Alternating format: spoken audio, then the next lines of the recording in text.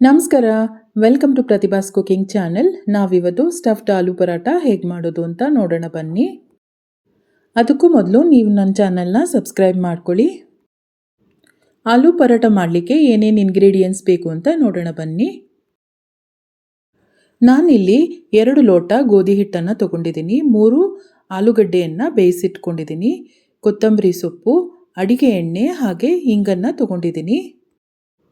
1 ಚಮಚ ಉಪ್ಪು, ಜೀರಿಗೆ ಪುಡಿ, ಓಂಕಾಳು, ಧನಿಯಾ ಪುಡಿ, ಸಾರಿನ ಪುಡಿ, ಅಚ್ಕಾರದ ಪುಡಿಯನ್ನು ತೊಗೊಂಡಿದ್ದೀನಿ. ಹಾಗೆ ಅರ್ಧ ಚಮಚ ಅರಿಶಿನ, ಚಾಟ್ ಮಸಾಲಾನ ತೊಗೊಂಡಿದ್ದೀನಿ.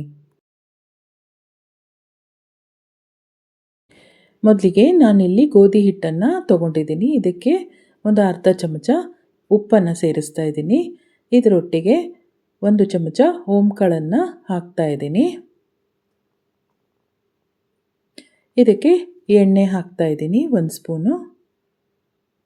ನಂತರ ಇದೆಲ್ಲವನ್ನು ಚೆನ್ನಾಗಿ ಮಿಕ್ಸ್ ಮಾಡಬೇಕು. ಇದಕ್ಕೆ ಸ್ವಲ್ಪನೇ ನೀರನ್ನು ಸೇರಿಸಿ ಚೆನ್ನಾಗಿ ಹಿಟ್ಟನ್ನು ಕಲಸಿ ಇಡಬೇಕು.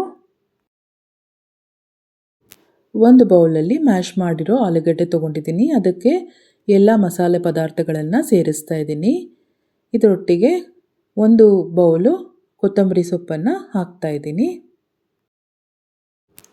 ಇದೆಲ್ಲವನ್ನು ಚೆನ್ನಾಗಿ ಮಿಕ್ಸ್ ಮಾಡಬೇಕು. ಮಿಕ್ಸ್ ಆದ ನಂತರ ನೋಡಿ ಈ ರೀತಿಯಾಗಿ ಆಗುತ್ತೆ. ಈಗ ಈ ರೀತಿಯಾಗಿ ಗೋಧಿ ಹಿಟ್ಟನ್ನು ಗಟ್ಟಿಯಾಗಿ ಕಲಸಿ ಇಟ್ಕೋಬೇಕು. ಒಂದು ಸಣ್ಣ ಕಿತ್ತಳೆ ಹಣ್ಣಿನ ಗಾತ್ರದ ಹಿಟ್ಟನ್ನು ತಗೊಂಡು ಅದನ್ನು ಕೈಯಿಂದ ಹೀಗೆ ಗುಂಡಗೆ ಮಾಡಿ ಹಿಟ್ಟಿನಲ್ಲಿ ಅದ್ದಬೇಕು. 2 ಬದಿಯಲ್ಲಿ ಗೋಧಿ ಹಿಟ್ಟನ್ನು ಅದ್ಕೊಂಡು ಮಣೆಯ ಮೇಲೆ ಗೋಧಿ ಹಿಟ್ಟನ್ನು ಹಾಕಿ ಲಟ್ಟಣಿಗೆಯಿಂದ ಅದನ್ನು ಪೂರಿ ಥರ ಲಟ್ಟಿಸ್ಬೇಕು. ನೋಡಿ ಈ ರೀತಿಯಾಗಿ ಪೂರಿಯ ಹಾಗೆ ಲಟ್ಟಿಸ್ತಾ ಬರಬೇಕು. ತುಂಬ ತೆಳ್ಳಗೆ ಲಟ್ಟಿಸ್ಬಾರ್ದು.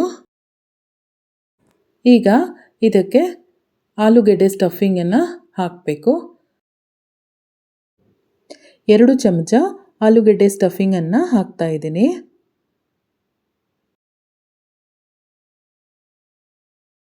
ಈಗ ನೋಡಿ ಸ್ಟಫಿಂಗನ್ನು ಗೋಧಿ ಹಿಟ್ಟಿಂದ ಹೀಗೆ ಮುಚ್ಚಬೇಕು. ಈ ರೀತಿಯಾಗಿ ಮಾಡಬೇಕು.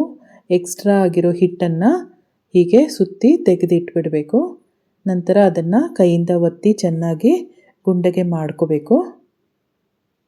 ನಂತರ ಅದನ್ನು ಒಂದು ಸತಿ ಒತ್ತಿಬಿಟ್ಟು ಹಿಟ್ಟನ್ನು ಅದ್ಕೊಂಡು ಚಪಾತಿಯ ಹಾಗೆ ಲಟ್ಟಿಸ್ತಾ ಬರಬೇಕು. ನೋಡಿ ಈ ರೀತಿಯಾಗಿ ಚಪಾತಿಯ ಹಾಗೆ ಲಟ್ಟಿಸ್ತಾ ಬರಬೇಕು. ಈ ಆಲೂ ಪರಾಟವನ್ನು ಒಮ್ಮೆ ನೀವು ಟ್ರೈ ಮಾಡಿದ್ರೆ ಮತ್ತೆ ಮತ್ತೆ ಮಾಡ್ತಾ ಇರ್ತೀರಾ. ನೋಡಿ ಈ ರೀತಿಯಾಗಿ ಪರೋಟಾನ ಲಟ್ಟಿಸ್ತಾ ಬರಬೇಕು.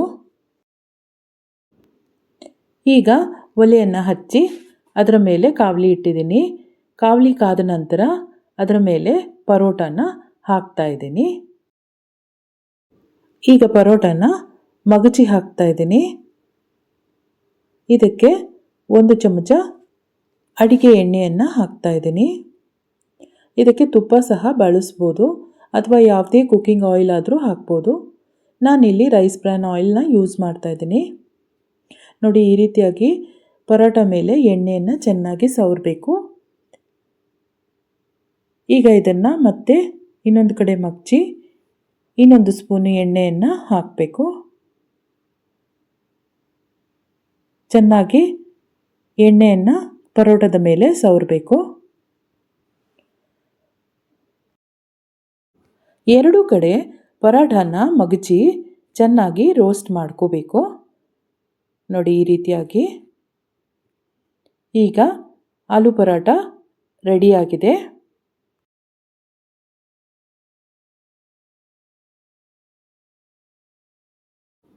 ಈಗ ಸ್ಟಫ್ಡ್ ಆಲೂ ಪರಾಟ ಮೊಸರು ಹಾಗೂ ಸಲಾಡ್ನೊಟ್ಟಿಗೆ ಸವಿಯಲು ಸಿದ್ಧವಾಗಿದೆ. ನಿಮಗೆ ಈ ವಿಡಿಯೋ ಇಷ್ಟ ಆಗಿದ್ದರೆ ವಿಡಿಯೋನ ಲೈಕ್ ಮಾಡಿ, ಶೇರ್ ಮಾಡಿ, ನನ್ನ ಚಾನಲ್ನ ಸಬ್ಸ್ಕ್ರೈಬ್ ಮಾಡ್ಕೊಳ್ಳಿ. Thank you for watching.